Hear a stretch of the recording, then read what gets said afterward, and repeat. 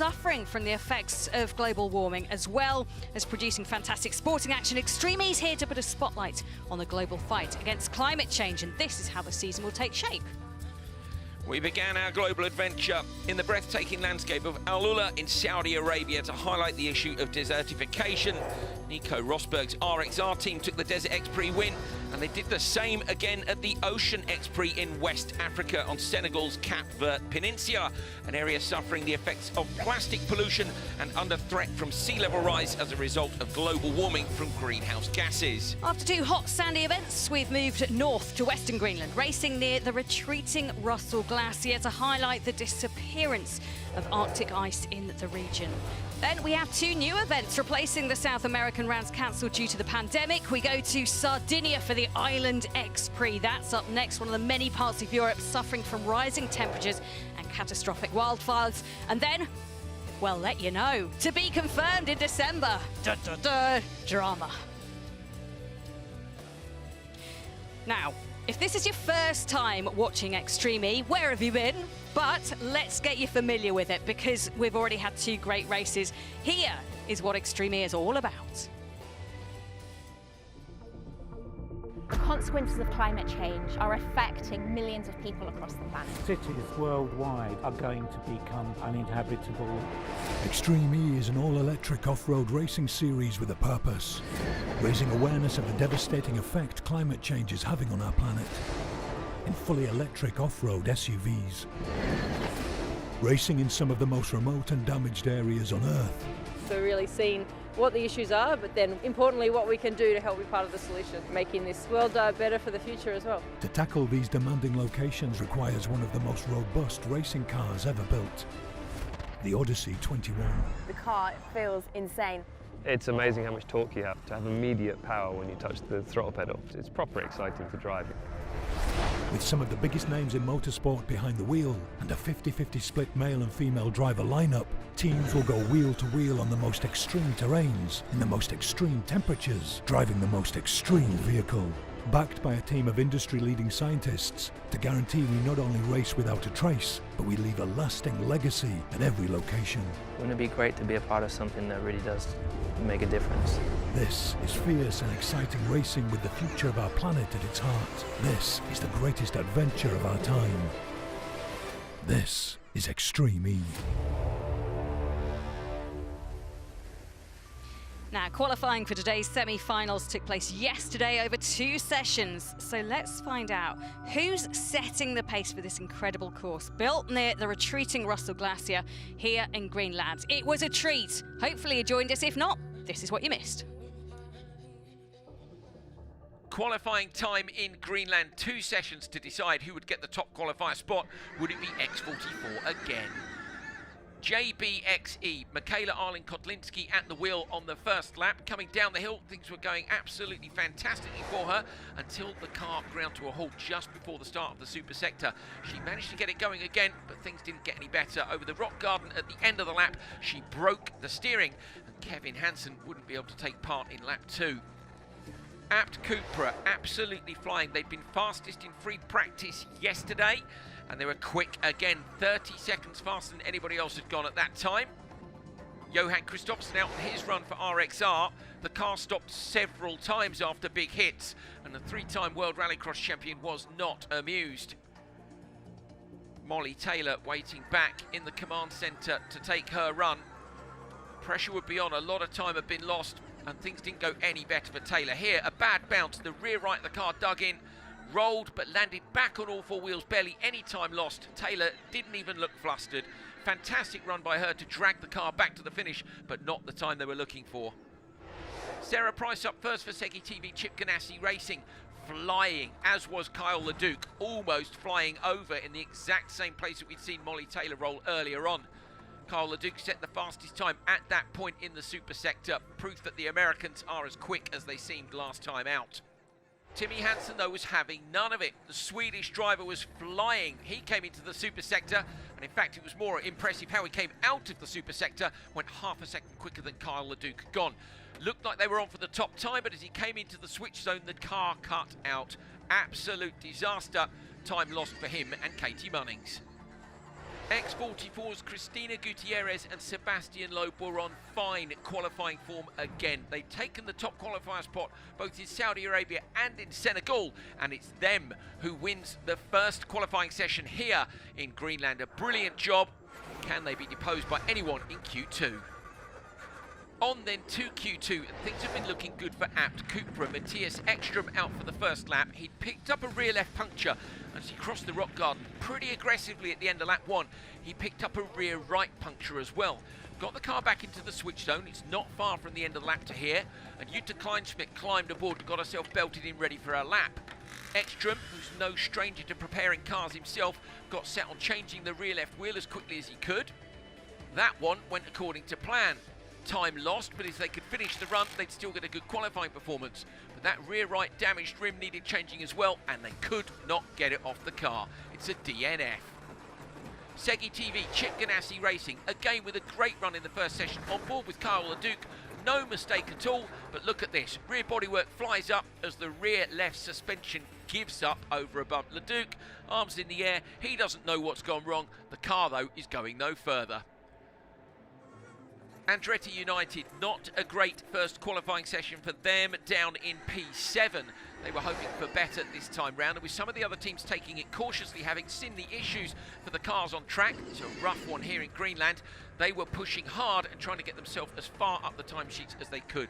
They came a few seconds short of the very top spot. Molly Taylor out first for RXR. She'd rolled the car in the first session, no signs though of any nerves. Big push for her, and she brought the car in for Kristoffersson, who was able then to bring it home, and it was them who took the fastest time in Q2 to climb right back up the leaderboard and minimise the damage from X44 in the championship standings. A brilliant drive by the double winners. It was, though, X44 who would take the top qualifier spot for the third event in a row. Fantastic performance. They were P1 in Q1 and P2 in Q2, and that was enough to defeat everybody again and be at the top of the timesheets at the end of qualifying day. X44 top of the table again at the end of qualifying. It's Abt Cupra this time in P2, RXR recovering for third, Andretti United for Lot J, Sainz, and then down at the bottom we've got Chip Ganassi Racing, JBXE and Excite Racing. Semi-finals for tomorrow then. It will be X44 versus Veloce and Acciona Sainz in Semi-1. Semi-2 looks really tough. Abt Cupra versus Andretti United and RXR. And then it's JBXE, Excite Racing and Chip Ganassi Racing in the Crazy Race. So that lines us up beautifully, doesn't it? Going into this final day in Greenland to get us really excited about what to expect, who's going to go head-to-head with who, and it looks like some really challenging racing to come. So these are the standings, as you can see. Molly Taylor, Johan Kristoffersson for RXR leading the way in 81. Yeah, that gap closed down a little bit yesterday by the fact that Loeb and Gutierrez took the top qualifier spot again, and that puts them a couple of points closer than they were. But I think really the story yesterday was what an incredible recovery by RXR to make sure the gap stayed as big as they could keep it. Yeah, absolutely. Done some really good stuff. Let's hear actually from Molly Taylor now, down in the paddock. I'm with RXR's Molly Taylor. Molly, you did so well to get into the semi-final too yesterday, considering Johan had issues with the car, and then you rolled the car but managed to save it miraculously. Yeah, Q1 was a bit of a disaster for us, which is pretty clear, but Q2 was great, and it was just good to get the confidence back and get a clean run and show our pace, and yeah, we're really happy that that bumped us up to third overall for quali. So it was a great comeback and a great effort by the team as well to fix the car in between Q1 and Q2. So huge thanks to them, and we're just really looking forward to being back in the race. You know, anything can happen from either of the three races this morning. I mean, it's rained overnight and visibility is low. What are you expecting from the conditions out on track? We know to expect the unexpected. So, I mean, the sand is absorbing a lot of the rain, but we also, you know, it's be the first time that we drive in traffic as well. And there's quite a few stony sections too, so it'll be interesting to see how that plays out. And yeah, we're just going to have to all get into it and see what happens. Thank you. Now, of course, the drivers are both scoring points for their relative teams as well. So RXR, Rosberg, X-Racing leading the standings from X44, just 12 points in between them. Third place at the minute, JBXE. Lots of teams having a tough day yesterday, or at least a mixed day at Cooper. You can see down in P4. But Andretti United yesterday, the first run really tricky. The car cut out on them, but on the second run they were very quick indeed. Almost managed to win the session. And a good job by them. Acciona Science, XI Energy Racing, Veloce Racing down in P8, and Segi TV Chip Ganassi Racing, who will be in the crazy race. The Americans badly need a change of luck to try and get a win, but I don't know. I quite fancy their chances from the crazy race going through, maybe to the final. Could that be a real redemption story coming all the way from the back? But as we said yesterday, a few problems for Andretti United. Let's have a catch up with Timmy Hansen. I'm with Andretti United's Timmy Hansen. Timmy, disappointment in Senegal, but are you seeing the Arctic X-Prix as your opportunity? Yeah, absolutely. I mean, Senegal, we had a slightly different race format, so after our issue in Q1 there, when the car stopped, there was really no way back to finals for us. I think the race format has improved, so now everybody still got a chance to make it through, and yeah, we're going to do our best. I mean, we're in a tough semi-final today with the Abt and Rosberg car, so it will be super tough, but exciting. You know, it's going to be cool. They've changed the layout of the course down towards turn 2, 3, and down towards waypoint 6. So none of us have driven there, and first time we'll do is you know, when it counts. And the weather conditions are really going to affect the driver's approach to this. It's been raining all night, it's wet, visibility is low. Yeah, but I think it's good with the rain because we don't get dust. So if it would have been super dry, it could have been dusty. And it's not really affecting the grip, to be honest. So it's not rained that much that we have standing water. So yeah, I think race conditions are perfect today, really. Visibility will be good, better than dust, and we can have some close action, I think.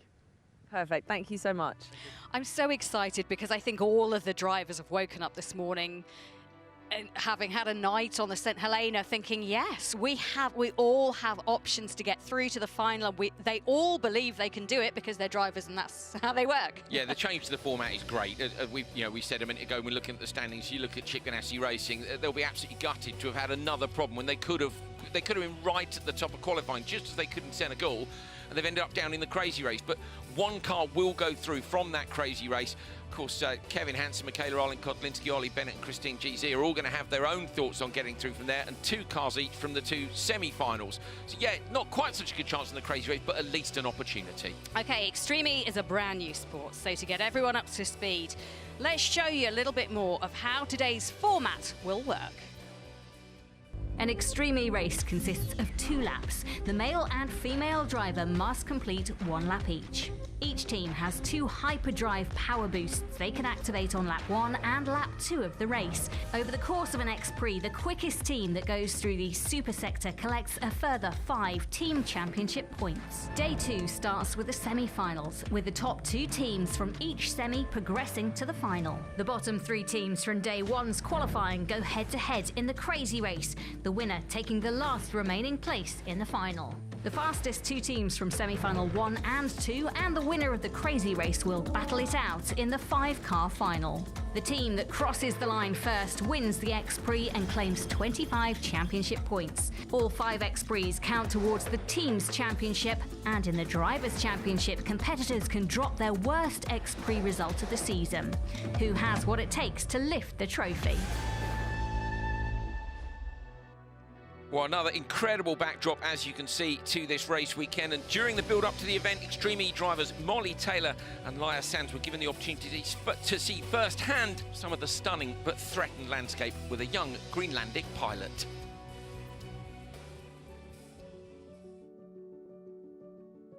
My name is Mia Bielman Larsen, and I'm 23 years old. I'm the CEO and pilot for SFR Greenland. So I was 20 when I got my pilot's license, and I got my private license first, and then I got my commercial license, and then I upgraded to the 2-engined.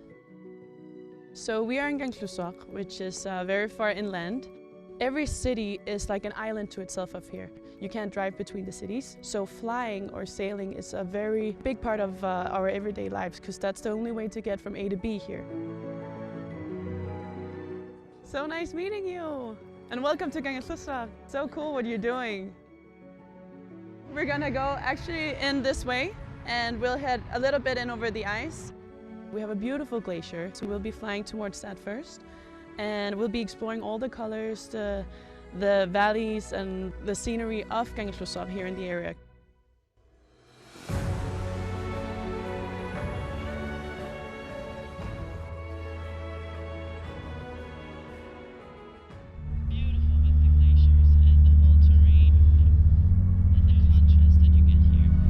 I really don't like to fly, I'm always scared, but I understand that she's really good and I could relax and just enjoy the views, and it was amazing.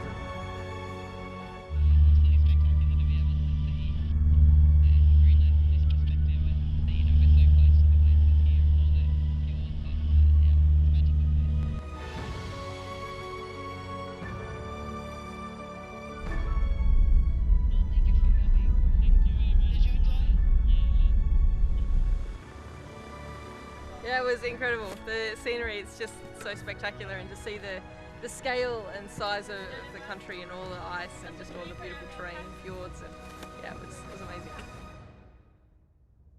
It's so amazing to see these female drivers and to feel this empowerment of women also taking up spaces in male-dominated industries and actually being some of the ones that can help inspire and help motivate, because we are able to do it. If not just as good, then maybe a little bit better.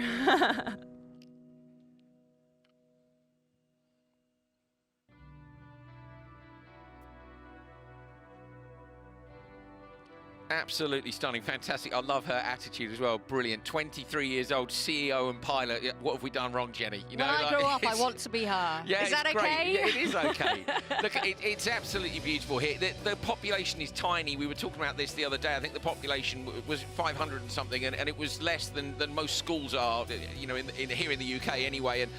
And dog sledding. We've seen the kids in the local traditional wear. Yeah, brilliant. Absolutely stunning place. Yeah, and such a difference from the places we've been in the past, which have been boiling hot. Now, rough temperatures, 5 to 7 degrees, and these beautiful creatures are muskox. They might not smell great, hence why they're called a muskox, but they are native to the Arctic, and look at the little bubba muskox. Basically like something out of Star Wars. I thought amazing animals. What a brilliant place. Absolutely stunning. A very different challenge from the two desert-like venues we've been to before. Temperatures here much lower and a much different set of surfaces. Off the start line, fairly open. We've got a couple of tight corners where we can expect the cars to try to get in a line, but if they're not in a line by that hairpin just before the cliff face, you are definitely going to be following the cars in front through the next section. It gets very, very narrow, as we see here. One of the apt Cupra drivers heading up over the top of the crest and down through that narrow section. It is literally one car wide. There's an off-camber corner in there, which is really tricky, and it continues right down to the lake section. In the background, you can see these dirt roads are going to cut up. It's very soft sand and gravel, a real mixture, very few places to pass. Once you get through that section, up towards the Russell Glacier, the ice sheet in the background of this hairpin at the very far end of the course, then things start to get interesting. The track is much wider and much more open. We can expect to see many variances of lines through here, and this is also where the super sector is. The fastest driver through the super sector will take 5 championship points home at the end of this weekend. There's a drop-off on the way into it, then it's flat out through some turns over the dried-up riverbeds, and it ends with this section here, breaking down the X44 car this was towards a big crest, and that's where the super sector stops. So is anybody going to really risk it through there for those extra championship points? Might use the hyperdrive, or you could save it for the back straight. Flat out across a super low flat plane of gravel before coming up towards a new challenge right at the end of the course, the Rock Garden. These are big boulders, like nothing we've seen so far. Do you risk it? Do you go flat out? Do you take it a little bit easier, as we see the X44 driver Sebastian Loeb doing here? We've seen people take both approaches. A brilliant track here at Kangerlussuaq for round 3.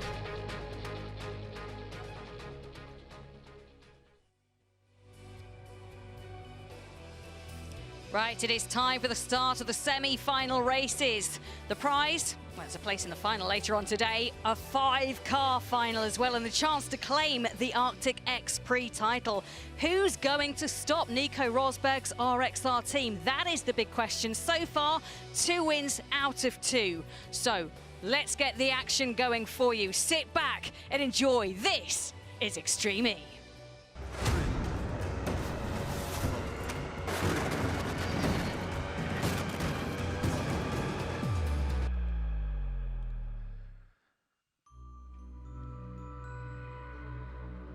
Properly at the midway point in the season. We're halfway through the middle event. Qualifying's over, semi-final time now, and we've had some changes to the track overnight. So that section where we saw a couple of cars, we saw Molly Taylor roll, we saw a couple of people have a huge moment, badly cut up, and they felt that it wasn't going to make for great racing. So what's happened is from waypoint 2 to waypoint 6, you can see the first right-hander after the start up to the left-hander just before the cliff face. There's been a modification to the track. The drivers walked it last night. Today they're going to go side by side for the first time racing across a piece of ground they haven't driven the cars on. So this is going to be absolutely fascinating. Do you use your hyperdrive and try and get the whole shot? Do you hold back and see what that course is like and try not to damage the car, do something later in the race? I think a sensible decision. Very sensible decision, but exciting as well. Exciting for us. I've spoken to a couple of the teams. They say their drivers are really enthusiastic and excited about it as well. And then we go into what was the track yesterday for qualifying for all of the practice sessions as well. So a really challenging track for the drivers to try and understand and navigate and really come to terms with today because of the changes overnight. I think it's great. Yes, so do I. And we did see yesterday as well, this is definitely the hardest track without it. And by that I mean hardest on the cars. It's very rough in places. It's got rougher during the course of the weekend. So going to be super tough. You've got to judge perfectly exactly where you're going to make your attacks, where are you going to make your moves.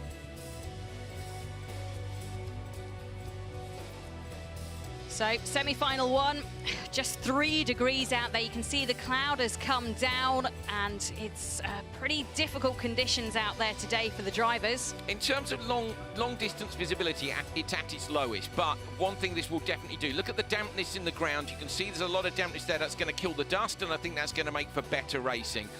Grip should be pretty good out there. Look at the green light down in the distance. That's ready to go and get the cars off the line. Getting all fired up and excited for the semi-finals. We're nearly there. I'm on the pre-grid ahead of semi-final 1 with X44's Christina Gutierrez. Christina, this is the first ever motorsport race in Greenland. How excited are you? It's very exciting for everyone, I think, because it's the first time ever to race here, so it's very special. It's going to be a wonderful race, so I'm very happy to be here in Greenland, and I hope to come back again. Thank you so much. Thank you.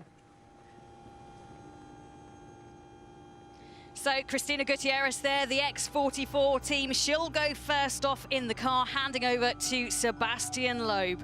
Veloce is another team. Emma Gilmore coming in this weekend, taking over from Jamie Chadwick.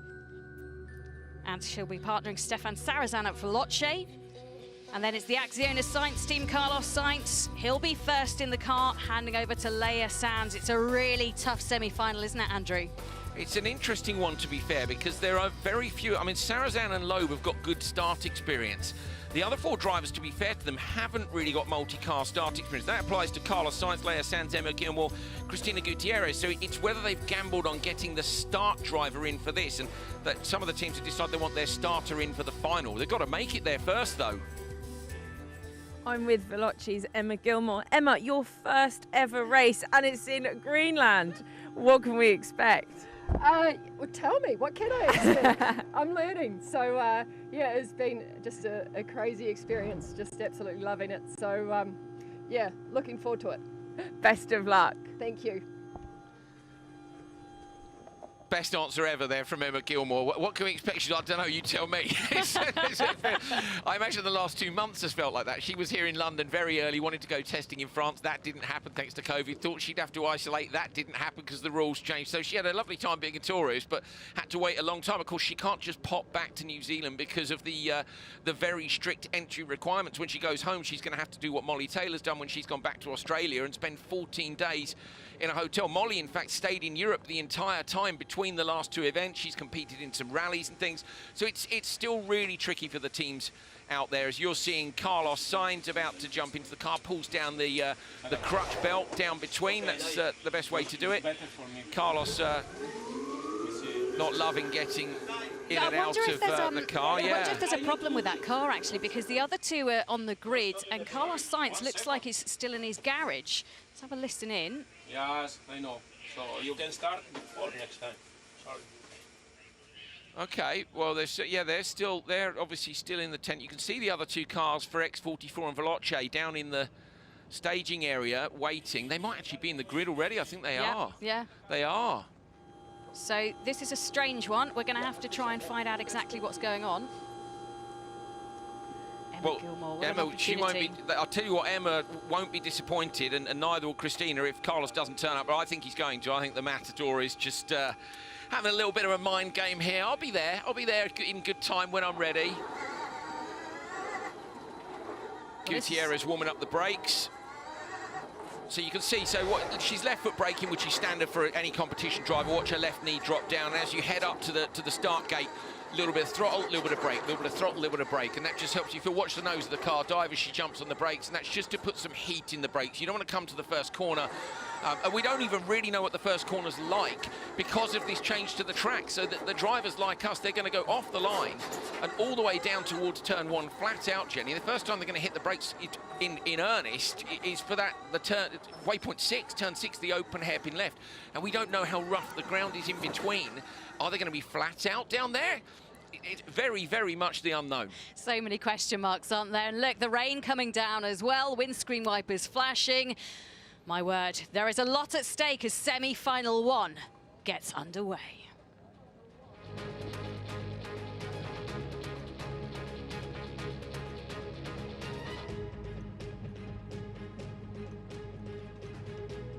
This is the command center, and this is semi-final 1. We're about to get the action underway. X44, Veloce, Acciona Sainz go head-to-head. 2 of these cars will make it through to the final. It's an all-out battle. You can see the second driver standing there in the command center. It's tense for them as they watch their driver, their other teammate, going out there in the pouring rain in Kangaloo Sack and getting ready to start this race. Absolutely chucking it down, isn't it? This is the heaviest rain we've seen. Carlos Sainz is pulling on the handbrake, so that's to warm up the rear brakes only. It's harder to warm up the rear brakes than the front, so you just pull on the handbrake and that just warms up those rear brakes on the run down to the grid. So Carlos is going to make it. There is a time limit to when he can be there, but I'm guessing they've played it cool and just gone out at the last possible second. So Acciona will be on the grid. Was there a problem? Is it a little bit of a mind game? Going to find out soon enough.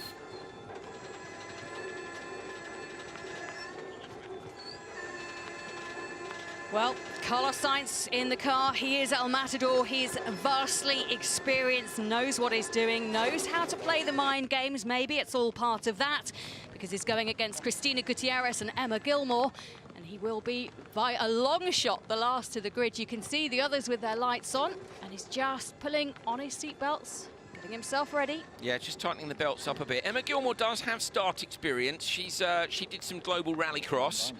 So she's had some wheel-to-wheel action. It was a while ago. Obviously, Gutierrez and Sainz as well have both started races this year in ExtremeE, and that's different, of course, for Emma. She's not started a race like this. She's done a couple of starts during the course of the weekend during qualifying, but not had to go off the grid with multiple cars. It's not exactly smooth, is it, Jenny? Looking in front of the grid there, it's pretty Baja-like. Amazing. Let's go down for another interview. And with X44's Sebastian Loeb. Sebastian, first day of side-by-side racing, what can we expect? Okay, start grid, 3 minutes, 3 minutes. I hope that we will be able to finish in the 2 first to enter in the final, but we know that the stage is really rough, and now it's raining. 3 cars in the same time in this track will be tough, so I think we will see some interesting battles, and hopefully it will be a good fight, and we'll do our best. Thank you. Well, as Sebastian Loeb said, a lot unknown about this track. Obviously, changes made overnight. hoping to make the racing better. 3 cars. Once again, as Sebastian said, for the first time this weekend, and for Emma Gilmore, the first time she'll have done a racing start in quite some time. So how aggressive do they go out? That's the question, Andrew. I think as well it's where do you use your hyperdrive. We know that from gate 6, which is the hairpin left up into the hills, if you want to call it that, past the lake, it's single file. So you're absolutely going to be single file there. So you could take the opinion, I want to get a great start here, but is it smooth enough to use hyperdrive? It's double the power for a short number of seconds. It'll almost certainly put you in front, but if you can't carry that pace down towards waypoint 6, I would argue you might as well just sit behind and actually save it for the flat-out section on the riverbeds on the way back. There are so many options to pass there. It's almost going to be who waits the longest. If all 3 cars are close together with a hyperdrive, have some of that, I'll get you on the way towards the switch zone. The switch, another important factor of ExtremeE. The drivers have to come in, they switch over for the other driver. 45 seconds is the minimum hold time. We know that the Acciona Science team, they don't particularly like that. They don't really like the switch. And that could be a big opportunity for the other 2 teams if at that point it's relevant. They've got to get it dead right. I do think Carlos getting out and Laia getting in should be pretty quick, but I think it was that way around when it didn't go according to plan yesterday. They lost about 5 seconds.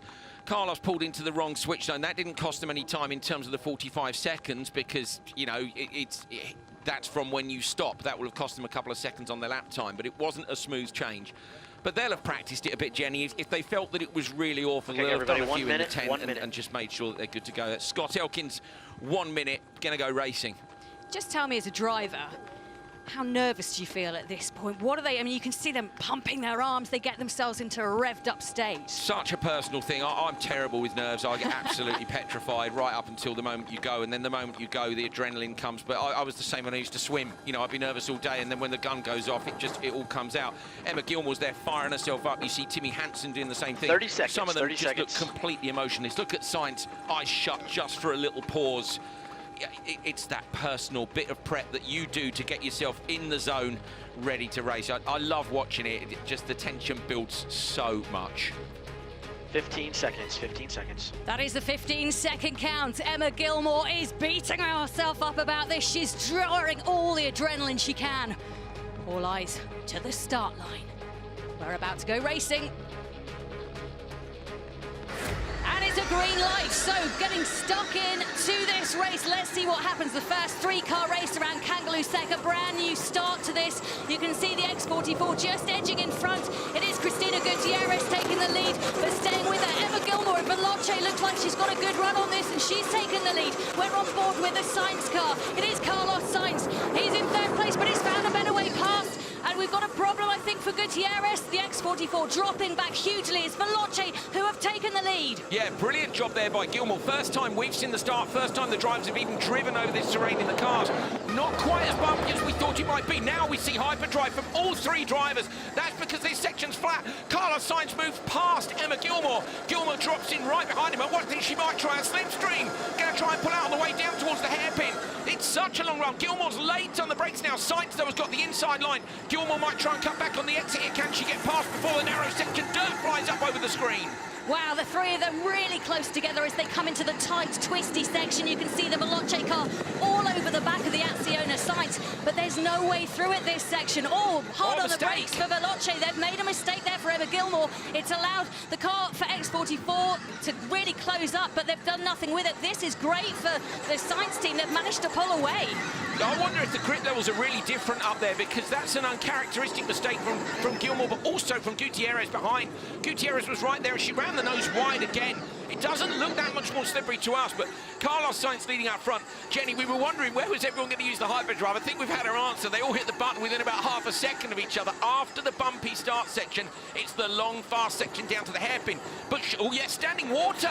Look how much water there is. There wasn't there yesterday. So overnight they've had a lot of rain, and you can see it's enabling the cars to try and actually battle each other by that lake. So tight and twisty. Again, out in front, it is the Sainz car. Look, they're growing that lead all the time, and I think actually the X44 car keep being held up a little bit by Veloce right now. Yeah, definitely. Gutierrez is trying to find a way through, but we said yesterday, you cannot pass it. You shall not pass. There is no way through.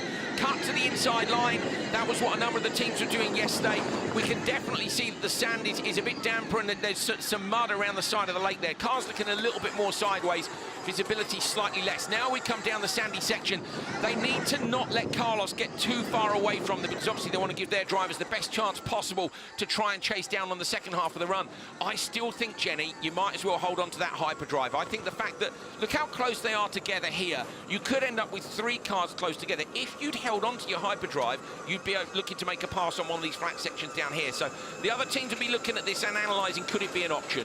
Rain pouring down at Kangaloo Stack. The team's just coming to the switchback, and the Russell Glacier is behind them as they start going through this very bumpy session. There we go, as we pull out, you can see the glacier, the reason we're here, the reason ExtremeE came here to look at that, and the whole ice sheet, the impact that we're having on Arctic and global warming. But you can see Sainz, the Acciona team, out in front at the moment. Veloce, then X44. Yeah, it's mud, isn't it now? Up at the hairpin, there was mud rather than gravel for the first time. Looking back from, are we looking back from Sainz's car? There's a bigger gap now. So where has Gutierrez gone? Gutierrez, I think, has got a problem. Veloce have gapped X44 big time, unless she just had... Where would she have made up that time? We didn't see that. So there's a big gap now between Veloce and X44. Looking at X44, there's no issues, no punctures that we can see. Gutierrez is just going to have to try and make that back up, but there's some 5 seconds between them, and Gutierrez was literally right on the rear bumper of Gilmore. This is absolutely perfect, as you see this big jump, and I wonder if there is a problem with that car. As you said, they're on the brakes, just not really approaching that jump as quickly as she has been all weekend. I mean, Gutierrez, incredible story. She's coming back from the Kazakhstan rally, where she won the class, but in the process ruptured 2 of her vertebrae. She is recovered. We've seen her this weekend doing well, but it's one heck of a comeback for her to come into this aggressive terrain. It is. She's going to be getting battered in the car. She will be fully medically fit. She'll have had to pass a medical to get back in the car, and there's no way she would have done it. There's no way the team would have allowed her to do it. It's a big gap, look, between Sainz and Gilmore. That's gone up by about a second, but it is maintaining at 5 seconds now between Veloce and X44 as they cross that plane back in. This is the area where I think you could use the hyperdrive, as I say, to make a pass, but I don't know, maybe they'll all be aiming to be out front. Look at this, on board with Sainz now, moving the car around, sliding into that long left-hander as he comes up towards the end of the lap. Look, Jenny, I think there would be a difference to grip levels now for the first time this weekend, just with the amount of dampness there is down there in the soil and in the sand. This is perfect for Carlos Sainz. He wants to come into the switch zone with a really decent lead, so he can hand over to Leia Sands and they can try and extend that. But this is a tricky part of the track. If you haven't watched it before, then they're coming up to an area called Rock Garden. You can see there are huge boulders that these cars have to navigate. We've seen punctures, we've seen all sorts of problems for teams, but actually he went over there quite gingerly, and it was a nice line that he took. Yeah, good line from Sainz in the background. Gilmore's about to cross the Rock Garden now. Here she comes, launches it in a little bit harder, but still a good line from her, and then we're waiting for X44. This is where you can have your potential issues. Gutierrez nice through there as well. So they've seemed to have the very big rock that a few teams hit yesterday. I wonder if someone's been out there and rolled it out of the way under the cover of dark, but that was a good line from everyone. Gutierrez now as well has closed the gap down by a couple of seconds, or she had on Veloce. Coming up to the switch zone now, we're going to get our best idea. So Acciona are in. Let's see what the gap was to Veloce as Emma Gilmore comes in. So when Emma crosses that line, she brakes early to get it down to 30, and she's in as well. Okay, here we go, switch time, and then it's on to the second laps. So they're under speed limit, so that's why they're going very slowly. It's because they have to pull the speed right down to 30 kilometers. They come up to the chevron, you can see the Sainz car, turn right. They've assigned a bay already, so they have to go into that bay that they have been assigned. Then they have to do the switch, driver out, driver in. And one of the team members is allowed to help them with that, so there's only 3 people allowed in their bay. They have to switch on neutral, and now the switch. So the reason they were looking across to the guy in front is they were all looking to the left, is because there's an indicator on the front of the car to let them know when it's into neutral. So Carlos now climbs in. This needs to be fast.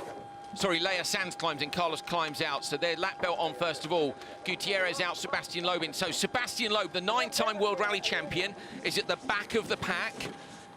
45 seconds is the minimum. Obviously, you can go longer if you want to. Gutierrez helping Loeb. I think if you need to. Yes. Well, you don't want to. Yeah, good shout. Yeah. If you get it horribly wrong, great shout, Jenny. And we have seen this being a pinch point where mistakes are made. Loeb and Gutierrez have got it done for X44 already. Carlos Sainz watching on as they shut the door on the Acciona Sainz machine. Go, go, go! That's good. So that's good, though. They looked across. What you don't want to be doing is panicking and going, go, go, go. So she's got out. They've done it under 45. Loeb at the back. So Loeb and Sarrazin now, both way more experienced, remember, than Laya Sands. Laya Sands still learning the differences between bikes, cars, and I don't know if you fancy looking in your mirrors and going, hang on a minute, I think that's Stefan Sarrazin and Sebastian Loeb, two of the most experienced drivers in the world chasing you out. It's going to be hard work, isn't it? Very She needs daunting. to get to that narrow section first. That would be a huge advantage if she can get there, but it's the second half of the lap as well. They're going to be hunting big time now. Here we go. So cars up to full racing speed now. It is Sands, Sarrazin, Loeb. What huge names taking to this track. Remember, this is the first time these drivers have attempted this part of the track. It was changed overnight to add to the drama. Do we need drama added? This is great. Loeb was reaching up there. I wasn't sure if his comms weren't plugged in, if he was trying to pull the belts a bit tighter. You're on board now with Sebastian Loeb. His first target is Stefan Sarrazin in front, but Sarrazin is no slouch. WRC experience, remember, as well as endurance racing. It's vastly talented driver. Yeah, really incredible pedigree of drivers that have signed up for ExtremeE. And we have some great racing lined up. This is just the first of two semi-finals, then the crazy race. Sands is into the narrow section already, so she's maintained that gap look of 12 seconds up to the narrow section. Loeb is within 2 now of Veloce Sarrazin. He won't be able to pass near, he'll know that. He'll just get as close as he can. Remember, the top 2 are going through, so only one isn't going to make it. Oh, wonderful shot backwards. Lights ablaze there for Loeb. Comes up through the mud, dirt getting flung up over the screen. Brilliant stuff. Pressurising all the time, Sarrazin, into maybe a mistake, maybe an error. Yes, it's narrow up there, but you still want to deliver that pressure on another team and another driver to just let them know you are there, you are waiting. So a narrow section, but you can just see there is no space between Loeb and the car in front, the Veloce team. Oh, look, it's looking for a way round on the inside. Can he do it? No, not quite. That is brave from Loeb, but what else would you expect? Looking for another way round. He's having another look, going to get into the rear quarter, going to go up the inside of Sarrazin, cuts up over, goes through the side of the lake. Loeb makes a pass where we said you couldn't pass. Well, that's out the window, isn't it? 9-time World Rally Champion says, yeah, you can. No worries. Wow. I wonder if Veloce is struggling for traction, Jenny, because we saw Emma Gilmore struggle through this section as well. Gutierrez was all over the back of her, so maybe the difference in settings between the 2 cars, but X44 looked to have great traction, and Loeb is now absolutely slicing into the lead of Laya Sands. It was 9 seconds, it's down to 7. Look in the background. He's on a big push, and Sarrazin's going with him. Loeb has been so disappointed that when it comes to race day, they haven't been able to put the performance together that they thought they could. So this is their chance for redemption. They've been brilliant on a Saturday, and when it comes to Sunday, they always seem to just lose out. So they're trying to claw back points to the leaders. They are trying to get on top of RXR, and they are trying desperately to win this Grand Prix weekend. Loeb takes a little look in his mirror. They've actually got mirrors on the outside of the car and cameras. If you look behind the screen, they've got 2 little cameras which are facing backward on the front quarters as well, so they can take a look at what's going on behind. He's got the lead down to under 5 seconds. Oh, Carlos Sainz and the Acciona Sainz team will be having kittens back in the command centre watching this. Can she hold on for the rest of this lap? I don't think anyone used their hyperdrive, Jenny, on the first part, and that makes me think they're going to be using it now. So Sands has got to use it to defend. Loeb and Sarah's are going to use it to attack, and it's about how quick you want to go over these crests, what risks are you willing to take. If you don't make it through to the final, you're out. You've got to take a risk. This is going to be the longest second part of a race in Laya Sands' career, possibly. She's being hunted down by one of the greatest drivers in the world. It's terrifying, but it's fantastic. There he is, Sebastian Loeb.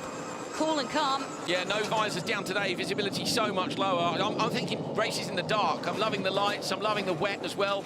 I like the tricky conditions. Loeb's really close now. He's 2.6 seconds back, airs it out big time. 2.1 seconds back, slices another half second. Oh, look in the background! Wow. Biggest jump of the weekend from Sarrazin. That was insane! He took so much height into that jump. It was incredible. But look, this is the lead. This is the battle for it. It's Sainz, it's X44. Are we going to see a hyperdrive now when one of the cars wants to pass? I think it's a wise time to use it, but Loeb, one of the wisest men out there. And look, he is closing down that gap. He is going to get that Acciona Sainz team. Leia Sands up and over the crest. Lopez out just in behind now. He's right on her rear quarter. Still, we haven't seen anybody use hyperdrive. We're going to see it now. Loeb's in behind. Here we go. Sebastian Loeb on the hyperdrive, going for the pass and just blasts straight round the outside. Leia Sands responds by using hers as well, but Loeb has just got a nose in front. Going to come down to the braking zone at the next crest. Who's going to be latest for it? Loeb might move across and try and block her on the line. Brilliant move for X44. Actually on the side there. How far back of Veloce? Yeah, they are, well, how far they're closing at the moment, are they? We're just having a look. Look, 3 cars comes through X44, Acciona Science, Veloce Racing. They are so close. And what's going to happen here? Because we haven't seen 3 cars really aggressively racing. They don't want to be side by side when it gets to the rock garden. That could be disaster for one of them. It couldn't be closer as we come up to the end of this race. Back end of the car kicks up now for Acciona Science. X44 leading, coming up to the rock garden. Oh, look, Stefan Sarazan is right there. Leia Sands needs to be super defensive now. Loeb, how quickly he's going to go across. He's got to take a risk on it. The cars are too close to be going slowly through here. Sarazan goes for an alternate line, launches the Veloce machine. It's a brilliant move by Stefan Sarazan to take the lead. Sebastian Loeb drops down to P2. Unbelievable. Leia Sands up and over the crest, side by side now. Loeb is going to, he's broken the suspension. He drops back. Sebastian Loeb going to take the win for X44. Second place, Leia Sands for Acciona Science, but incredible by Stefan Sarazan. I know the car's broken, but the dream nearly came true. He took the lead with that alternate line.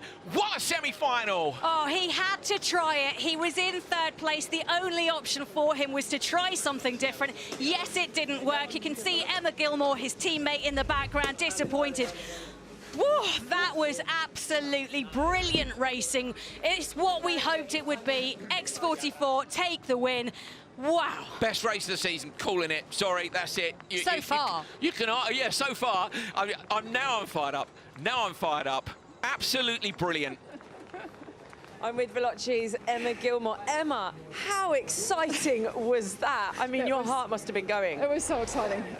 Yeah, and Stefan did a great job doing that move at the end. I mean, you had to gamble it. You know, it's our chance to get to the final, and unfortunately, it didn't pay off. So, you know, hats off to him. He gave it a go, and if it had pulled it off, it would have been great. Thank you.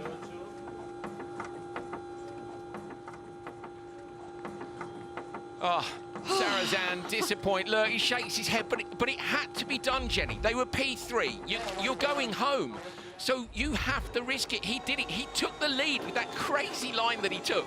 I loved it. P3 to P1. Okay, broken suspension, couple of punctures, disappointment now, but you weren't going to make it anyway. You have to risk it.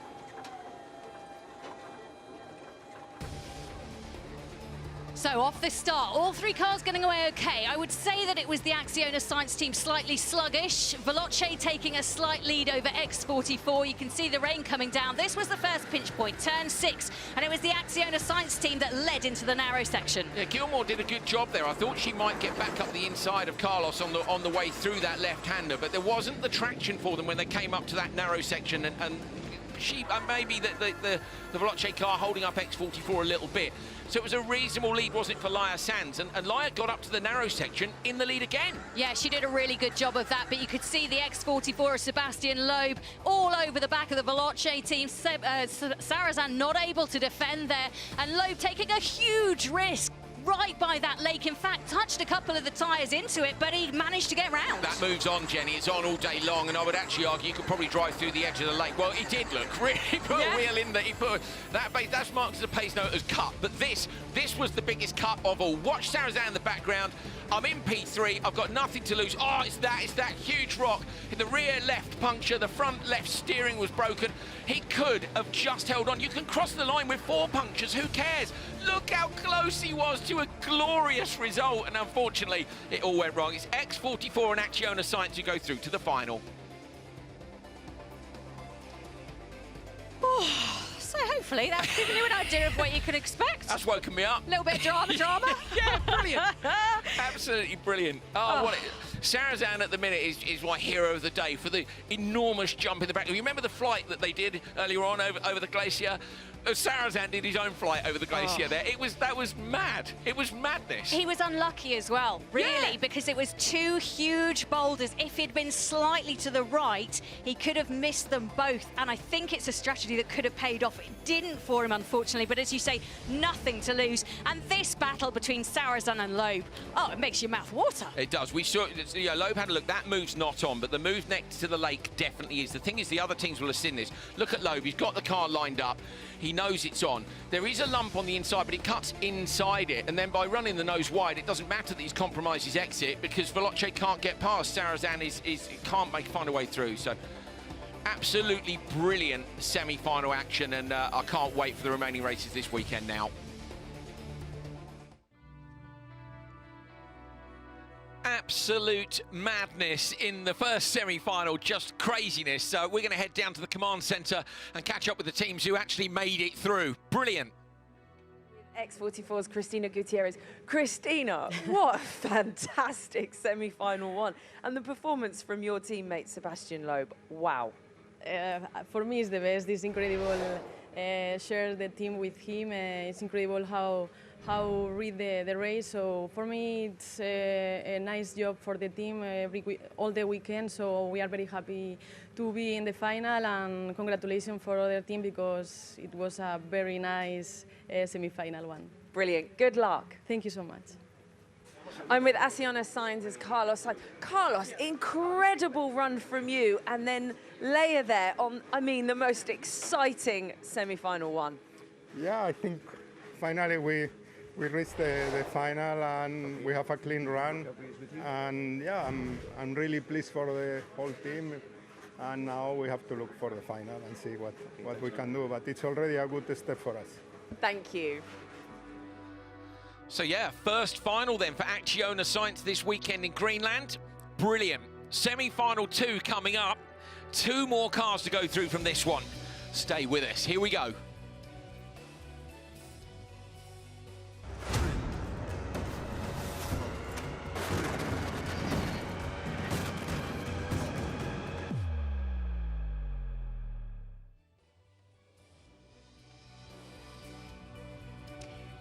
Well, let's hope that semi-final 2 is as good as semi-final 1 because still absolutely buzzing from that. It was an incredible race. It's the things that we've all hoped ExtremeE would be and how it has delivered. So pretty cold out there, 5 degrees C at the moment, chance of rain, but look, blue skies.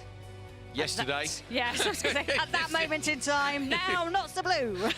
No, it was raining for semi-final 1. We definitely saw it was a little bit more slippery up at the top section past the lake. This is the lineup for semi-final 2. So for Abt Cupra, Jutta Kleinschmidt and Matthias Ekström. Then you've got Andretti United, Timmy Hansen and Katie Munnings. And for Rosberg X Racing, Johan Kristoffersson and Molly Taylor. Remember, the championship leaders. So let's go down and hear from Caroline de Moraes, who's there ready and waiting. I'm on the pre-grid for semi-final 2 with RXR's Johan Kristoffersson. Johan, how exciting was that first semi-final? Has it changed your approach going into your race? Yeah, it was exciting, but no, it hasn't really changed the approach. I think it's mostly exciting in the end of the race, and Molly have to take care about that. So maybe I have the easy part to start this race. But let's see. The start is also very crucial. I mean, it's going to be the first time we drive on the track with the new layout. So that's also a bit exciting, going 3 wide into a corner which you've never driven before. Well, best of luck with that one. Thank you. Let's make our way over to the Abt Cupra, where I believe we've got the birthday girl, Jutta Kleinschmidt. Happy birthday, Jutta. What a way to be spending your birthday in Greenland ahead of the semi-final 2. What are your feelings going into this one? Yeah, now I'm for sure a little bit nervous, which is, I think, normal. I have to drive against very fast guys now. I know they are full in action with Rallycross too, so it's, yeah, I'm very nervous, but I will try my best. You'll be great. Best of luck and happy birthday. Thank you. 59 years old today, Jutta Klein-Schmidt. 59 years young, Andrew. Yeah, but Come on. I have absolutely no doubt that she's able to match the pace of Hansen and Kristoffersen. We've seen that she is class. She was class in Senegal, and she's been super quick here as well. They had a brilliant Q1 yesterday, not so good in Q2. They'll be hoping for a smooth run through this time. The rain look is low over the hills in the background. Visibility is good enough on the track. The dampness has certainly kept down any dust issues we had. We've heard from some of the drivers in Semi-1 that it was a little bit slippery up on the section round by the lake. We've also seen that it's possible to pass up by the lake, which we didn't know. Jenny, I think we've had some clues as well. Yesterday we spoke to Carl Leduc and he said the million-dollar question is where we're going to use the hyperdrive. Well, we saw it and it was in both the places we thought they'd use it. Yeah, absolutely. You want to use your hyperdrive where it's flat. That means that 4 wheels on the ground, you gain as much traction as possible. For that 4 seconds that you're delivering that super speed, you're going as quickly as you possibly can. We've already had events in Saudi and Senegal. The conditions here, as you can see, woolly hats being worn, coats on as well. But here in the Arctic, a little bit cooler and colder. Now, earlier on, we caught up with Timmy Hansen from Andretti United. They've had a mixed weekend. He's had some tough times, but he's looking forward to this semi-final, you can bet. I'm with Andretti United's Timmy Hansen. Timmy, they've changed the start section. How do you approach that? Do you go all out or patiently wait for opportunities? Well, definitely all out. Okay, attention on the start grid. I think it's a big advantage to have track position going into the narrow section. So, yeah, but we have never done these few corners before, so we'll see. But it's definitely going to be fun. It's a great track. Oh, I've got to let you go, Timmy. Thank you so much. Good luck. Yes, always important when you're a pit reporter to let your drivers go before the race starts. I've been in that predicament, and you get yourself chatting, and all of a sudden you realise, oh, gotta go, sorry, bye. Yeah, you're never that popular when you go opening doors, are you, when drivers are already belted up and ready to go, sticking microphones underneath crash helmet chin straps. Just how are you feeling? And the answers are always so varied, aren't they? Some people are literally one word, go away, and other people are fully up for a chat. Yeah, it's fascinating, the psychology, but we're very lucky to be able to have our microphone and Caroline down there in the pit lane to talk to the drivers so close to when they actually take the start of a race. It's a really special moment, isn't it? So as you look at them there, you have the ExtremeE team on the right-hand side. It's RXR, our championship leaders, in the middle, and then on the left, Andretti United. Do you think already you've worked out if there's an advantage to any of those positions? It was hard to tell from the first one, wasn't it? I mean, Emma Gilmore got away brilliantly for Veloce in the first race. I think, were they in the middle slot in the grid? I can't even remember. It was so exciting. And then it was a case of trying to maintain that pace over the bumpy section and then using the hyperdrive down to the hairpin. It's going to be absolutely fascinating. There they are, look, sitting in the cars ready to go, and their teammates in the command center. Attention all teams, attention all ExtremeE teams. Stand by to start racing at the Arctic X-Prix. Semi-final 2 is about to commence. Energize your systems and prepare to race. Come on, get in. Now I'm excited. That the voice of Scott Elkin, our race director. He's the man making sure everybody's safe, making sure systems are in check. And Katie Munnings for Andretti United, a big smile on her face. Actually, we need to talk watches for all this kind of stuff. Not okay, one. so Scott there having another chat. Not quite sure. We need to watches. Maybe he's not sure if it was 1 minute or not, but we've got a minute to go. Getting ready now. We certainly do. Jutta Klein-Schmidt, of course, at the last race she was in the car in Senegal, and she won the Dakar, remember, way back in her career. And this, a different challenge, different weather conditions, but she is going to go and right up against Johan Kristoffersen and Timmy Hansen. 30 seconds, 30 seconds. 30 seconds to go. Hansen with his standard start procedure, getting himself all fired up and ready to go. Wipers are on. Lights will be changing very soon indeed. 15 seconds, 15 seconds. Hansen for Andretti United, Kristoffersen for RXR, the championship leaders in the middle of the grid. Jutta Klein-Schmidt for Cupra. Wait for that light to go green and we'll be launching down to turn 1. They've not experienced this part of the track at all before. Green light now, brilliant start in the middle of the grid for RXR. Fantastic reactions from Johan Kristoffersen. I think that right-hand side of the grid for Andretti United is tough stuff. It's a bit bumpier on the run away. Jutta Klein-Schmidt, though, looks to have edged them on the run towards the first corner. Now Kristoffersen crests it up, comes alongside, side by side with the Cupra machine. Timmy Hansen right up underneath. Hansen looking up the inside line. Will Kristoffersen know he's there or not? Timmy Hansen makes a pass in turn 1. Johan Kristoffersen now on the left-hand side of the car. He might have an advantage as they run down towards the hairpin. Expect them to use the hyperdrive any minute now, unless they want to hold on for lap 2. Christopherson goes now later in the lap. We thought he might pass his Hansen immediately.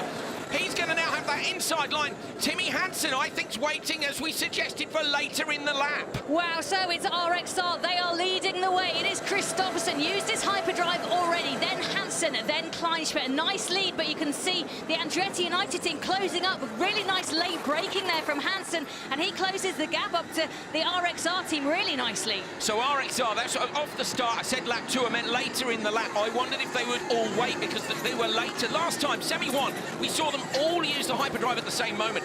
Timmy there, he knows Johann's gone, it's fine. So RXR have prioritised the whole shot. They've prioritised being number 1 on the road and used it there. Timmy Hansen and Andretti United gone, you know what, we're going to wait, we're going to use it on the second half of the lap. So this might be an opportunity for Timmy to come back past Johann. Due to Kleinschmidt, how far back is she? Not far. You just saw her headlights appear. She's about 8 seconds down the road. So this is a section in semi-final 1 that we saw a pass being made. Can Hansen do anything about this? Because he's right behind Christopherson. We see the inside line. Oh, Christopherson's taken a flag down. Yeah, he's taken a flag down. That could well be a penalty. You're not allowed to knock those waypoint flags down. Visibility so poor for Andretti United. That could be a 10-second penalty. It could be even more. I suspect they'll go with 10. We did see a 5 yesterday as well, I think, for a missed waypoint, but that was when the car was broken. So will RXR get a 10-second penalty? And more importantly, will they be far enough up the road? Because they'll need now to make sure they've got a gap of 10 seconds over everybody else. So that's a little bit of an unknown. We'll wait and see what comes up on the timing screen. Hansen didn't go for the pass, but I know Timmy, he will have spotted that Johann's taken that flag down. He'll be on that already. Yeah, this could be a real game changer in terms of this, and I bet you the teams are trying to radio to their drivers to say to them, and even Kleinschmidt, who's a little bit further back, there is still opportunity for you here, but that's not going to stop Hansen from trying to make a move as they go down to the chicane. This turn 16, where the Russell Glacier is in the background of the shot, and Hansen will try and close in on the Rosberg car and see if he can make a move. Timmy Hansen's going to want to give Katie Mullings the biggest gap he possibly can over Matthias Ekström. Ekström yesterday was absolutely on fire in the App Cooper machine. They're going to want a big gap like Laia Sanz had with Carlos Sainz to try and make sure that she can hold on to that position. At the minute, Hansen and Christopherson, they've battled so many times in the World Rallycross Championship. These two know each other, they know each other's moves, they know how capable the other driver is. But don't forget, Andretti United have still got that hyperdrive to use. Kleinschmidt now is 15 seconds back down the road, reaches down to the dash. I wonder if she was going to go for the hyperdrive then. 17 seconds down. 10-second penalty. So it's a 10-second penalty for RXR, and that means now they have to come in 10 seconds ahead. Side by side as they come down the hill, they are side by side, and this is the moment Hansen feels that he can take the lead, and he has. But the crossback, the switchback from RXR, he's taken the high road. You can see there's a big difference in the height of the dunes there. This is the riverbed, but Hansen looking like he's got a great line, the inside line into this high jump. Fantastic stuff from Timmy Hansen, very opportunistic. Johan Christopherson jumps it out big time in the background, but don't forget Hansen has still got that hyperdrive. He'll use that, I'm sure, to gap Johan on that long section back towards the rock garden. Neither of these two is going to take a risk, and you saw what Johan said before the race. The end of semi-1 was a bit exciting. Molly's going to be dealing with that. Yeah, a lot of water, standing water in the riverbeds today. They didn't have to tackle that yesterday, so they're experiencing something very difficult and different. You can just see visibility very limited. That's another reason you want to be out in front. You give yourself the opportunity to pick your line, but also better visibility. But the gap closing all the time. Hyperdrive for Hansen and the Andretti United team. They are getting the hyperdrive boost now, and you can see that's just led them to ease away from the Rosberg X Racing team. Yeah, it's giving him 10, 15 car lengths, I'd say, across there. The gap's gone up from half a second to a second. It's not much. In terms of lap time, it's not much. It's when you use it to pass. So Timmy kept it. He actually didn't need it because he made that brilliant pass on the run into one of the riverbeds there. But for Johan now and for Molly taking over crucially, they have to come home 10 seconds ahead of either Andretti United or Abt Cupra, or the championship leaders will not go through. This is really ragged racing as well at the moment. You can see that both of the guys in the car are really wringing the necks of these Odyssey 21s. They're heavy cars, almost 2 tons, but look, you can see it's taking a different line, and I think Christopherson's going to try and pass Hansen here.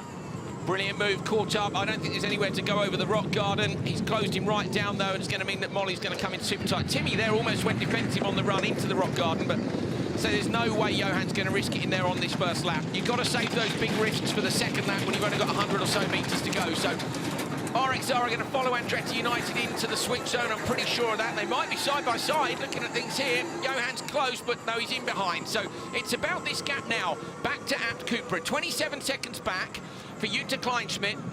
She's going to hand over, though, to Matthias Ekström, and Ekström, as we know, is very quick indeed. Kristoffersen to Taylor, and oh, there we go, late on the brakes. Kristoffersen passes Hansen on the brake zone to the switch. So sneaky, isn't it? What an old trick, but he is wily, and he just used that momentum, took himself a little bit further under braking, and goes into the switch zone leading, but they will have this 10-second penalty to serve. So what they'll do is they'll come into the switch zone. They have to have the driver switch, 45 seconds, and they have to spend 10 seconds extra in that pit lane. Hansen knows that. Munnings will get into the car. She'll know it. They will leave the switch zone unless they have a disaster leading this X-Prix.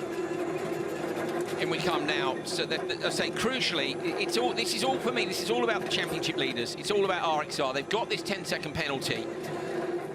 Ekström jumping into Abt Cupra. Molly Taylor jumping into RXR. Katie Munnings getting in for Andretti United. They're 30 seconds up. What are we hearing here between them? Not a lot. They've got to go through. If they don't go through, remember that already X44 are through, Jenny. The pressure's on here. X44 are in the final. If RXR don't make it, championship's going to change big time. Speak to drivers all the time about how long penalties actually feel like, and it 10-second penalty for them will feel like forever. I'm not sure if it gets added. I think it gets added to the time at the end. I don't think they'll have to stop there for 10. I think they'll go out now when they were supposed to. I think they'll leave on time. We'll see in a moment. And yeah, they are. So they're leaving on time. There we go. This is the moment where he hit the flag. So he comes into this left-hander and goes up on the berm, not too high. The car's understeering. He gets it with the rear. So he gets on the gas to try and stop the car from understeering, but and just clips it with the rear right wheel and takes the flag down. So Timmy will have seen that. Katie now knows she's got to be within 10 seconds of them to you know, she's got to try and follow Molly, basically. Follow Molly Taylor, but keep an eye on your mirrors, because here is coming Matthias Ekström for Abt Cupra. It's just, yeah, madness. Cool. Right, all three teams have now left, so we've had our driver switch. Taking to the cars is Molly Taylor for RXR, Katie Munnings, Andretti United, Matthias Ekström for Abt Cupra. Three great drivers out there, and they have their hyperdrives reset, so they'll all have to use those once. And you can see Matthias Ekström has his work cut out. He needs to pull back time, and RXR need to pull out their lead. They have this 10-second penalty. As Andrew Coley said, who's next to me, Jenny Gow, in the commentary box, they need to extend their lead so that 10 seconds doesn't take away from them going through. Top teams go through. I'm with RXR's Johan Kristoffersen. Johan, you got a 10-second penalty. How tricky were conditions out there? Yeah, it was a bit tricky. It was just by the lake where it was a bit more slippery in the mud. And obviously there I also touched the track marker. So yeah, made the life a little bit more difficult for Molly, but that's it. Best of luck, thank you. He's super calm, Johan. It won't fluster him because he knows Molly is an absolutely class act. They've won both events so far, Jenny. I'm not betting against them at all. Katie's in a nice position here in that she can follow Molly. We know Molly is absolutely on the pace, and Katie will try to go with her. As I say, it's how far back. Ekström's actually 37 seconds back down the road. Nobody's used their hyperdrive yet, so they'll be saving that for the back side of the course. I wonder if Ekström's going to be able to close that gap or not. These drivers have spent the first semi-final with their teams in their little cubby holes out there in Greenland, looking at what other drivers are doing. They've watched that first semi-final and they've worked out how they're going to approach this, the lines they want to take. Rosberg, X-Racing, and Molly Taylor using the banking to kind of catapult themselves along that lakeside as well. So they all have a tactic coming into this. Ekström's losing time. He's lost 3 seconds in that last sector, and that is not like Matthias Ekström. So I wonder if he's got an issue. I would expect him to close through the narrow sections, but at the minute he's not. He's losing time. He's lost another second and a half. I think Abt Cupra have got an issue because Matthias Ekström's pace yesterday would have been definitely equal to, if not a little bit quicker, and we would expect him to close that gap. So they'll be on the radio to Molly at Rosberg X Racing and saying, look, just wind it in a bit, you're okay. He's a long way back. So in the small screen, we're on board with Ekström. As you can see, he only now going past that lake and making the climb up to that small section. Oh, look at that, lovely from Munnings as she comes down the hill and gives a little bit of sideways action. Going up to turn 16, the ice sheet as they'll come back on themselves and head towards the finish line. It's still a long way to go in this race. We can still see a lot of change out there. This is great by Katie Munnings. She's absolutely staying with Molly Taylor. I think it's fair to say Molly's been the fastest woman in the series, hasn't she? There are points where she's been, I think she was P2 in the super sector if we'd had one in Saudi Arabia, which we didn't, but we measured that middle sector. Definitely rapid. Munnings is going with her. Munnings is actually closed down by half a second, but again, right now they can afford to take it a little bit more easily because of that gap back to P3. Oh. As I say that, they're not taking it easy at all. I love this. It's fascinating to watch how the different drivers have different styles, how they enter, how they exit. You come down this, but it's a big drop, and I tell you what, Munnings is closing all the time with the Russell Glacier in the background. So they could go here to try and make the pass using hyperdrive, but with a 10-second penalty, my money would be on don't. The extra risk isn't necessary, just follow them home. As long as you're within 10, you get the win. So they'll get the win, and that'll put RXR down into P2. We've got grid play for the final anyway, so it's not going to make a massive difference to your grid position. If it was row 1 or row 2, you'd be thinking, OK, no, I want to be in front, but they're all in a line on the grid. So it's going to come down more to the votes in terms of grid play for that anyway. So I reckon Munnings will follow Taylor home. You have to use your hyperdrive, As I whatever say that, happens. she passes her. Brilliant. Of course. Well done. Proper commentator's curse. Yeah. Go on then, Katie. And that's without the hyperdrive. She's still got that up her sleeve to use as well. Remember, Taylor yesterday had that roll. She was absolutely fine, carried on with the car. And that section of the track has been taken away for today to make the racing a little bit better. And my word, it has not failed, has it? As Munnings launches that car into the sky. And now she uses her hyperdrive. You can see the difference it makes for 4 seconds, that extra power boost. The back of RXR's car, there's just a bit of bodywork has come away, so I wonder if there was a little incident there, maybe a touch. I think Andretti United have found a line through the riverbed, which is quick. That's the same place that Hansen passed Munnings, so I think they've found something which is just a little bit of an alternate line through there. This is wonderful by Katie. I'm completely wrong. I'm perfectly happy to take that on the chin. But you can see, look at the confidence in the car. She's followed Molly through the lap. She's now super quick through here. Molly Taylor coming in. And crucially for both, or particularly for RXR, Ekström has dropped back. He's 45 seconds back down the road, and that is going to mean that RXR, even with the 10-second penalty, are going to go through. We know we've still got the final ahead of us, and there is absolutely no point Katie Munnings going out there and just trawling around. She needs to get her gameplay on. She needs to eye this new track, the change track from overnight, and work out how she wants to approach this. You can see Ekström 45 seconds down now, but they're coming up towards the finish. Into the rock garden. It is going to be the Andretti United team that lead out of here. The big boulders that are just perilous. The tyres doing a superb job over really tricky conditions. And you can see Taylor closing in. Can she jump up and make any gap? Come down? I don't think so. They're coming towards the end. It's going to be a very close thing. It's going to be the Andretti United team and Katie Munnings, Timmy Hansen pairing that take the win. They've done a fantastic job. Rosberg X Racing also go through. They were 11 seconds behind in the end. They had that penalty. That's why it's 11 seconds. They did a great job too. Disappointment for the App Cooper team. They get knocked out for this round. But my word, what a drive that was from Katie Munnings and Timmy Hansen. Absolutely brilliant. Timmy's desperate to take the cans. You can see in the command centre he wants to get on there and congratulate Katie for what was a brilliant drive. I thought she'd take it easy and just bring it home behind, knowing there was a penalty there. She made the pass, and that will be huge for her confidence levels. Absolutely brilliant. The smile on her face and the fist pump when she crossed the line tells you all you need to know. That meant a huge amount to Katie. She's just matched up to her biggest rival in the series. Brilliant. Yeah, they all go way back. All of these drivers know each other from different disciplines. It's a very small world, isn't it, out there in the world of driving. I'm just listening in to Ekström, and he's not running at full RPM there. I don't know if he's just crossed the line and backed off. I think he has, but yeah, not for Kleinschmidt and Ekström. It's a shame, isn't it? Look at Katie Munnings. Look how pleased she is. Go on, Katie. Absolutely brilliant. No winner's champagne for Kleinschmidt on her birthday, but here are the results of semi-final 2. Hansen and Munnings go through in first place. Second place going through as well. RXR, our championship leaders. They did get a 10-second penalty, but through. And with Andretti United's Timmy Hansen, congratulations, race winners. That was fantastic.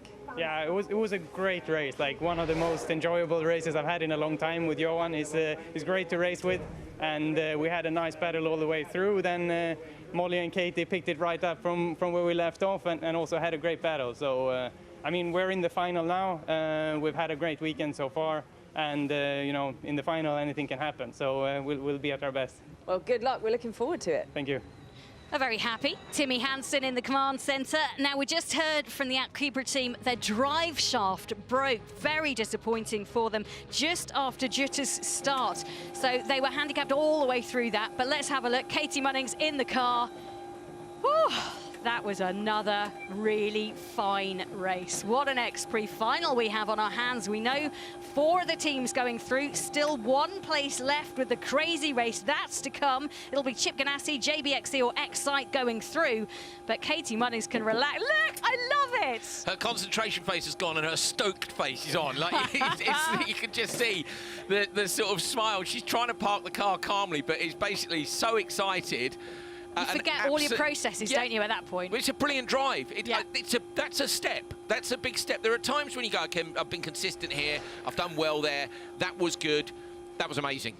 I'm with Christina Gutierrez. Christina, you were part of the Paris Climate Change Agreement. Tell me about how important ExtremeE's work here in Greenland is. You know, it is very important because the fact is the Paris Agreement establishes the track that every country is going to follow toward a net zero emissions future by 2050. And if you want to understand it this way, you understand that every country and every institution is actually driving a different vehicle and at a different speed. But the track is the same and the destination is the same. The difference between this fantastic race and that one is that everyone has to win on climate, because otherwise no one wins. And so what ExtremeE is doing is actually breaking the boundaries, certainly of technology, what is possible with electric mobility, but also helping us to break the boundaries of our mental barriers that tell us maybe we cannot address climate change. What if we can? What if we go at it with the same mentality that is here today? Christina, thank you so much and enjoy the rest of the race. Thank you very much. Everyone has to win on climate, otherwise we all lose. What poignant words as we go into the paddock and into the garage of the Rosberg X Racing team. Molly Taylor just chatting and debriefing through with her engineers. Let's take a look back at that semi-final too. Good start in the middle of the grid by RXR. Look at the right-hand side. As I said in the race for Andretti United, there's a couple of big bumps right off there, and I think that's going to be interesting come the final to see who's on the right-hand side of the grid. Is it a bit of a disadvantage? Everybody's going to take it a bit easier through there. This was the pass from Hansen down into the riverbed, and I say it's the same place pretty much that Munnings managed to make a pass on Taylor. A fantastic from Andretti United. You wonder if they've had a word with themselves, if they've dialed the car in. What have they done? Whatever they've done, it's been a huge success. And then Johan with a pass on the brakes into the switch side. I mean, that's typical Johan, isn't it? Any opportunity. Yeah, it was great stuff to see some really close racing from these teams. Remember, they've only really done single laps until now. This is their first 3-car race, a 5-car race coming later, and you can just see what difference that pressure makes. Lovely stuff from Molly Taylor. Then Katie Munnings as well, both of them charging through the riverbed section, and Munnings not happy and content to have the 10-second penalty to define this. She wanted to cross the line first. This is the moment where the two almost came together, but it was Munnings extending out. She did a cracking job of that. Well done to her. So Molly Taylor was wide there. Did you see? Molly was really wide of the flag, and Katie managed to come up the inside of us. We didn't see that in the race where the cars were in behind. So mistake from Taylor, and Munnings got through. Fantastic. She was quick over the rock garden as well, full risk, and took the win. Fantastic by Munnings and Hansen for Andretti United. Oh, they haven't got too much time to celebrate, really, because they'll have to get ready for the final. But this is a really... You see how pumped she is. It's just great for the team. Andretti United, they've had some bad luck along the way. And this weekend, things seem to be going a little better for them. Just wanted to earwig in on that conversation a little bit more. What a great semi-final, too. Brilliant. Yeah, fantastic. I can't wait now for a 5-car final. We've had a 4-car final, obviously, in Senegal, but unfortunately we lost a couple of cars with contact in the first few corners. And to have 5 cars in, I don't know. I'm wanting 5 cars at the Rock Garden on lap 2, Jenny. But maybe we're wishing for too much. But here's the result of semi-final 2. Unfortunately, with a broken drive shaft, Abt Cupra, Jutta Kleinschmidt, and Matthias Ekstrom will go no further this weekend. Championship leaders Johan Kristoffersson and Molly Taylor do go through. It says 11 seconds down. Taylor was actually right behind Munnings, but a 10-second penalty for Kristoffersson downing that flag up by the lake. Timmy Hansen and Katie Munnings, both of them putting a pass on their counterparts from RXR during that race, and they take the win in semi-final 2. So it's Andretti United and RXR through to the final. What a final it's going to be. We still have one place up for grabs as well. Now, here is Katie's overtake. Let's just look. Molly goes really wide. Katie on the inside line, which gives her the slingshot through this flag marker, and she goes tight on the right because by that point, the move is already done. Molly can't come back at her. Molly was almost there with her. I'm fascinated as well by the standing water in the bottom of the valley there. We just didn't see that at all yesterday. Katie, of course, then was able to use her hyperdrive on the exit. We spoke earlier, Jenny, about when you use that hyperdrive. When we saw the race side by side between Leia Sands and Sebastian Loeb, you know, you saw Loeb push his hyperdrive, and then you saw Sands respond, and it's like, well, I'll hold you off then. I think it's an extra 4 seconds of power that they get. It's fascinating to see how that can be used in the final. But at this point, yeah, it was because Ekstrom was so far back for Abt Cupra, it didn't make any difference. What a start. What a morning. What a Sunday morning. Fabulous. Katie Munnings proving she has what it takes in this championship. Anybody asking any questions, well, she has answered them. Well, she's answered them already by being signed for next year, hasn't she? So that's very true, that's actually. That's a decent way, isn't it, to answer. And you know what? I think she's been really good this year. Lots of these drivers are still learning, and they know that. You know, look at the way they speak. You know, when Gutierrez says about Loeb, what a dream it is to work alongside him. There are some wonderful drivers in this, men and women. But they've all got lots to learn about these cars because this is the first year of this championship. And sometimes following on someone else can you can learn a little trick or two. What is it they're doing that I'm not doing? So Katie followed Molly for a bit, and then she went, you know what? I'll stick that up the inside. Thanks very much. Lovely stuff. Look at it. Slamming the wheel. Brilliant. Celebration. Absolutely delighted.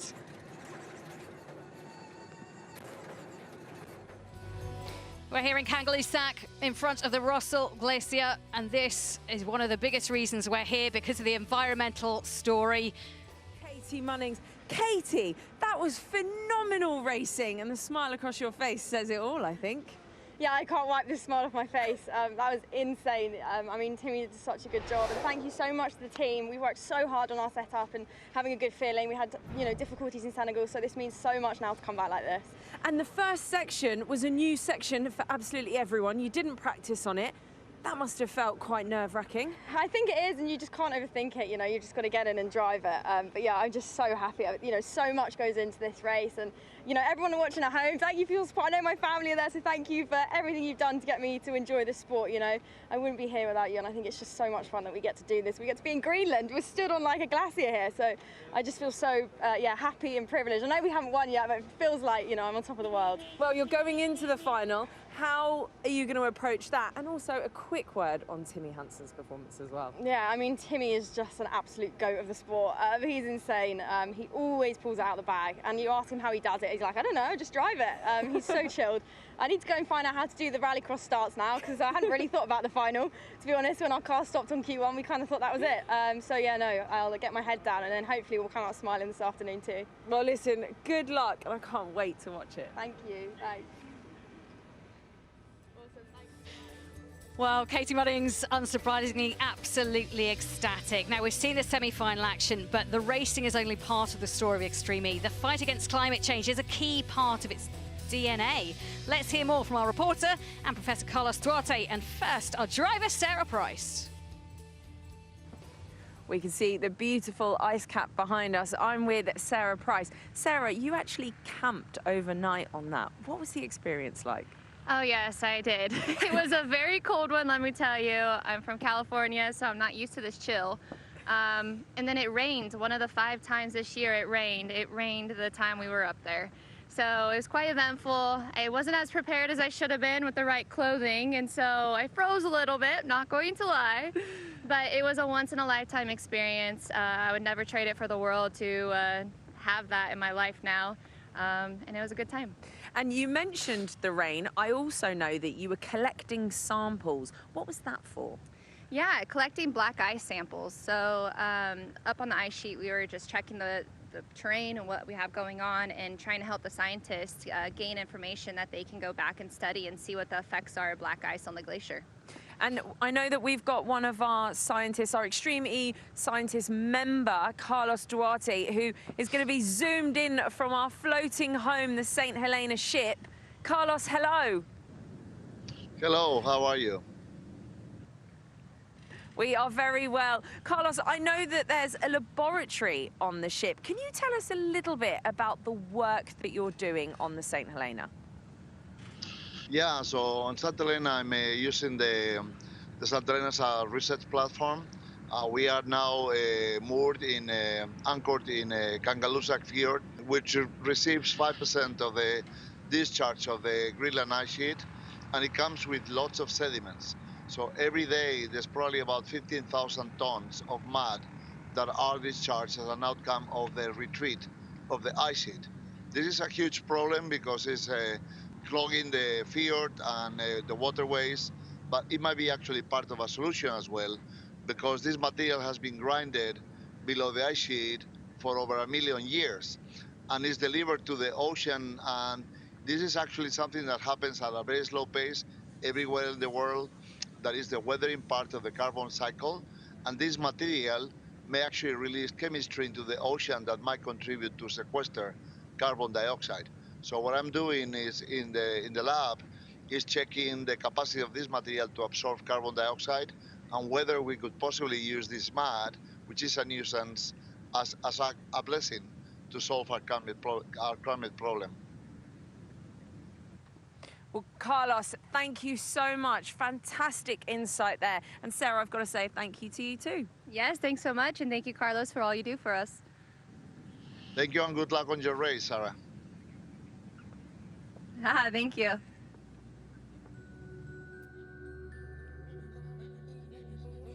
Well, at home, people have been taking part in Count Us In, where the teams have been encouraging them to do their own thing to help out with the environment. There's various different steps that people have been taking. They're picking up litter, they've been walking instead of using a car, they've been using recycled goods and, you know, not single-use plastics. Some fantastic initiatives. Yeah, look at that. X44 and JBXC tied on 350 and 347 for Rosberg X Racing. So close in that battle as well as on track.